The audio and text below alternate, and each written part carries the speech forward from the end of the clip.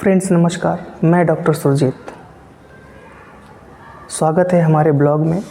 आज हम डिस्कस करते हैं एक ऐसी बीमारी के बारे में जो बीमारी हर एक दूसरे घर में पाई जाती है। एक घर के बाद दूसरा घर बीमारी से ग्रसित ही होता है। जी हाँ, ये बीमारी है मधुमेह की, यानी डायबिटीज़ की।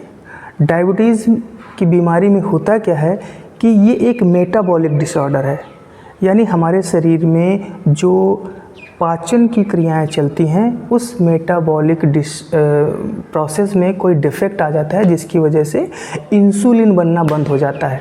फिर इंसुलिन बनता है, उसमें शरीर इंसुलिन का उपयोग नहीं कर पाता है। इसमें ब्लड शुगर लेवल बढ़ने लग जाता है और कई ऑर्गन इससे इफ़ेक्टेड हो जाते हैं और ख़राब हो जाते हैं, जैसे आँखों में, किडनी में, नर्वस सिस्टम में, ये सब इसमें प्रॉब्लम आ जाती है।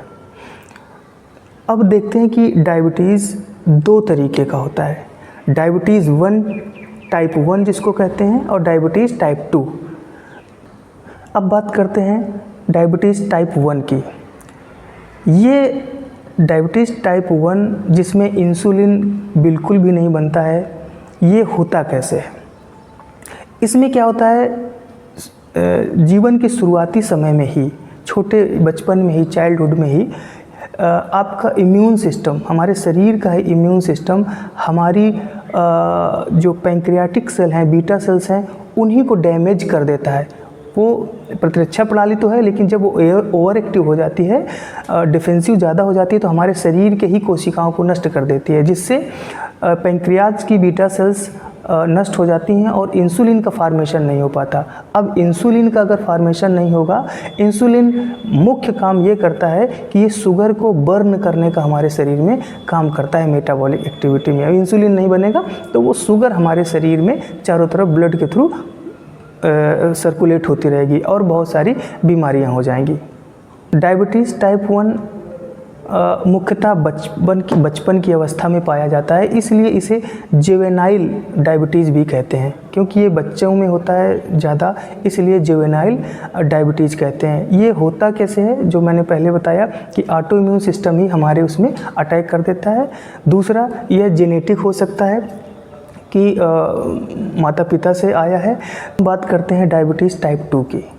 ये डायबिटीज़ मुख्यतः वयस्क यानी एडल्ट में पाई जाती है। जिसकी उम्र लगभग 40 हो गई है, उसके ऊपर की उम्र में ये पाया जाता है। लेकिन आजकल इसका ऐसा देखा गया है कि 20 से लेकर के 30 साल के बच्चों में, लोगों में ज़्यादा पाई जाती है।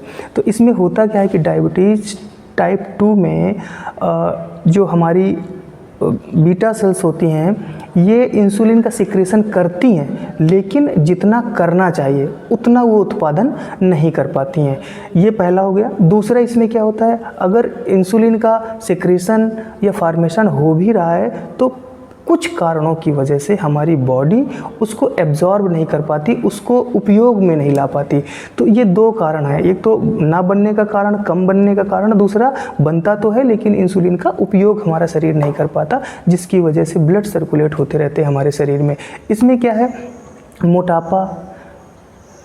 मोटापा इसका कारण होता है। शरीर कम गतिविधि करे, मतलब हम अगर फिजिकल एक्टिविटी नहीं करते हैं तो ये डायबिटीज़ 2 होने की संभावना अधिक रहती है। अधिक प्रोसेस्ड फूड खाने की, जो फास्ट फूड होते हैं या फिर पैकेट फूड होते हैं, ये अगर हम पैक्ड फूड ज़्यादा खाते हैं तो डायबिटीज़ होने की चांसेस रहते हैं। मानसिक तनाव, ऑफिस में कोई वर्क कर रहा है, घर में कोई मानसिक तनाव है, अगर इसी से वो बहुत सफ़र करता है तो फिर ये डायबिटीज़ टाइप 2 की संभावना बढ़ जाती है। इसमें भी उपचार वही लाइफस्टाइल चेंज कर लें, अपना खान पान चेंज कर लें, जहाँ तनाव है उस एटमॉस्फेयर से अलग हो जाएं। डायबिटीज़ के लिए होम्योपैथिक मेडिसिन बहुत इफ़ेक्टिव होती हैं। ये देखा गया है कि जो डायबिटिक 1 पेशेंट होते हैं उनमें उतना होम्योपैथिक काम नहीं करती, लेकिन डायबिटिक 2 पेशेंट में जहाँ इंसुलिन कम बनता है या फिर हमारा शरीर उसको एब्जॉर्ब कम कर पाता है, वहाँ पर होम्योपैथिक बहुत अच्छा काम करते हैं। तो कुछ हमारी मेडिसिन हैं जो टॉप ग्रेड रेमेडी हैं, उनको हम डिस्कस करते हैं। जैसे पहली मेडिसिन है साइज़िजिमम ज़ैम्बोलिनम। ये क्या है साइज़िजिमम ज़ैम्बोलिनम? ये आप जामुन जानते होंगे, जामुन के अर्क से बनाई जाती है और ये मेटाबॉलिक एक्टिविटी को बढ़ाती है। इसकी 10-10 बूंद दिन में 3 या 4 बार लेने से हमारी मेटाबॉलिक एक्टिविटी बढ़ जाती है और फिर हम जब कुछ खाना खाते हैं, शुगर लेते हैं, जो ग्लूकोज बनता है उसका कंजप्शन शुरू हो जाता है। तो इस दवा के लक्षण क्या होते हैं, ये किस पेशेंट में देनी चाहिए? जब किसी पेशेंट को बार बार पेशाब हो रही हो, उसमें वीकनेस बहुत ज़्यादा हो, प्यास उसको बहुत ज़्यादा लग रही हो, तो ऐसे कंडीशन में, यानी प्यास ज़्यादा लग रही है, पेशाब ज़्यादा लग रही है, वीकनेस ज़्यादा लग रही है, ऐसे कंडीशन, और इसका जो यूरिन होगा वो वाइट कलर का होगा, तो ऐसी कंडीशन में हम सिजिमम जेम्बोलिनम देते हैं। दूसरी मेडिसिन है फास्फोरिक एसिड।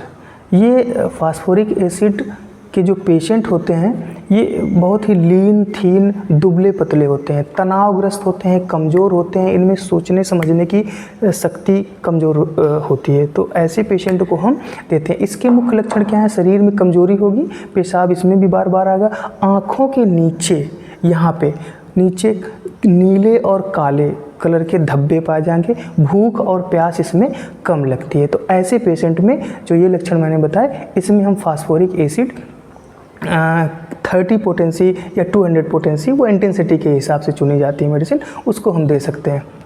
तीसरी मेडिसिन की अगर हम बात करें तो मेडिसिन है इंसुलिनम। इंसुलिनम एक बहुत ही अच्छी मेडिसिन है। ये कब दी जाती है? जब डायबिटीज़ कंट्रोल नहीं होती, मतलब हम इंसुलिन ले रहे हैं, इंजेक्शन भी ले रहे हैं, पिल्स ले रहे हैं और फिर भी कंट्रोल में डायबिटीज़ नहीं आ रही है, तब इस होम्योपैथिक मेडिसिन का सहारा लेना पड़ता है। तो ये उसके साथ में मिल करके काम करती है और इंसुलिन को कंट्रोल करने का काम करती है। ये होम्योपैथिक डाइल्यूशन के रूप में काम करती है, ली जाती है, जिसमें 230 पोटेंसी आदि आते हैं। इसका उपयोग जो है, जैसा मैंने बताया, नॉन कंट्रोल्ड डायबिटीज़ में किया जाता है। इसमें प्रमुख लक्षण क्या होते हैं इसके पेशेंट में? घाव इसमें बहुत धीरे धीरे बढ़ता है, बहुत दिन लग जाते हैं घाव भरने में, पैरों में जलन होती है, तलवों में देखेंगे कि किसी किसी पेशेंट को जलन होती है, पेशाब में शुगर बहुत निकलता है। तो ऐसे पेशेंट में इंसुलिन की कुछ डोजेस उसको देनी चाहिए होम्योपैथिक की रेमेडी के लिए। आज हम इतना ही डिस्कस करेंगे, नेक्स्ट वीडियो में बाकी चीज़ें करेंगे। आप हमें लाइक करते रहें, फॉलो करते रहें, कमेंट करते रहें और हमारे वीडियो को शेयर करना बिल्कुल ना भूलें। Thank you.